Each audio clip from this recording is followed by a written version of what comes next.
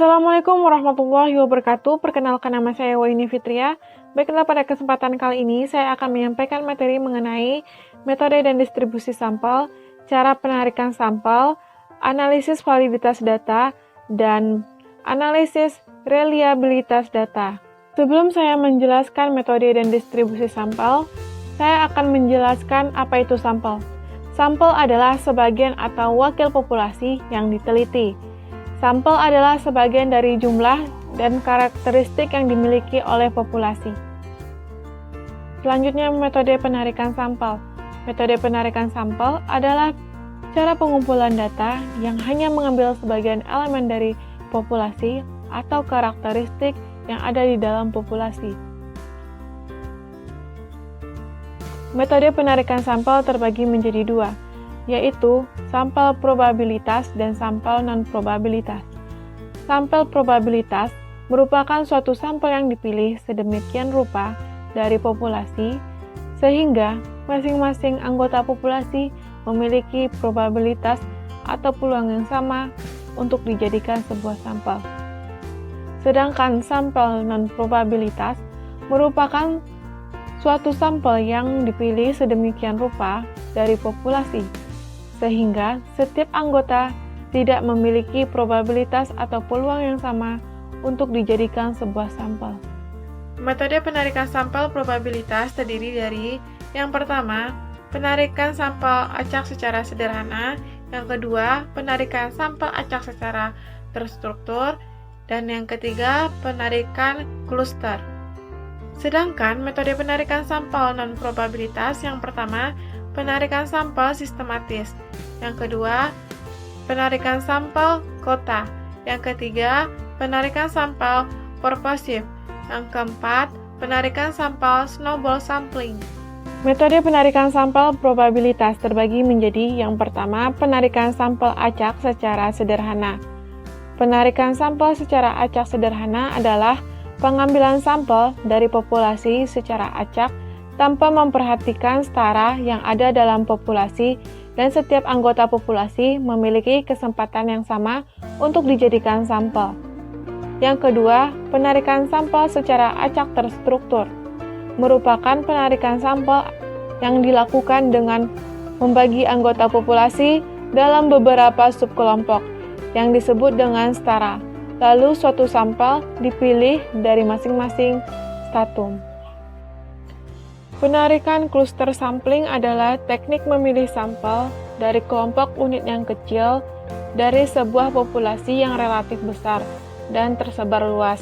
Anggota dalam setiap cluster bersifat tidak homogen, berbeda dengan anggota dalam penarikan terstruktur. Anggota cluster mirip dengan anggota populasi, namun dalam jumlahnya yang relatif kecil. Metode penarikan sampel non-probabilitas. Yang pertama, penarikan sampel secara sistematis. Apabila setiap unsur atau anggota dalam populasi disusun dengan cara tertentu, secara alfabetis, dari besar ke kecil atau sebaliknya. Kedua, penarikan sampel kota. Pengambilan sampel dari populasi yang mempunyai ciri tertentu sampai jumlah atau kota yang diinginkan terpenuhi. Yang ketiga, penarikan sampel proposif. Penarikan sampel proposif adalah penarikan sampel dengan pertimbangan tertentu yang didasarkan pada kepentingan dan tujuan penelitian. Yang keempat, snowball sampling. Penarikan sampel ini dilakukan dengan menentukan sampel pertama. Sampel berikutnya ditentukan berdasarkan informasi dari sampel pertama, dan seterusnya hingga sampel diperlukan cukup. Selanjutnya, distribusi sampling. Distribusi sampling adalah distribusi dari besaran statistik seperti rata-rata, simpangan baku, proporsi, persentase yang mungkin muncul dari sampel. Selanjutnya, analisis validitas data. Validitas data adalah derajat ketepatan antara data yang sesungguhnya yang terjadi pada objek dengan data yang dikumpulkan oleh peneliti. Macam-macam validitas secara umum. Validitas tes dibagi menjadi dua, yaitu validitas tes secara rasional dan validitas tes secara empiris. Validitas tes secara rasional adalah validitas yang diperoleh atas dasar hasil pemikiran dan validitas yang diperoleh dengan berpikir secara logis. Yang kedua, validitas tes secara empiris adalah validitas yang bersumber pada pengamatan di lapangan. Yang terakhir, analisis reliabilitas data. Menurut Anwar, reliabilitas berhubungan dengan akurasi instrumen dalam mengukur apa yang diukur, kecermatan hasil ukur, dan seberapa akurat seandainya dilakukan pengukuran ulang. Reliabilitas sebagai konsistensi pengamatan yang diperoleh dari pencatatan berulang, baik pada satu subjek maupun sejumlah subjek. Menurut Kalinger memberikan batas tentang reliabilitas, yaitu yang pertama, reliabilitas dicapai apabila kita mengukur himpunan objek yang sama berulang kali dengan instrumen yang sama atau serupa akan memberikan hasil yang sama atau serupa.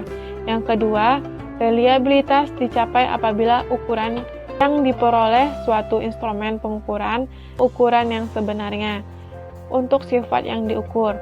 Yang ketiga, reliabilitas dicapai dengan meminimalkan alat pengukuran yang terdapat pada suatu instrumen pengukur. Demikianlah materi yang saya sampaikan.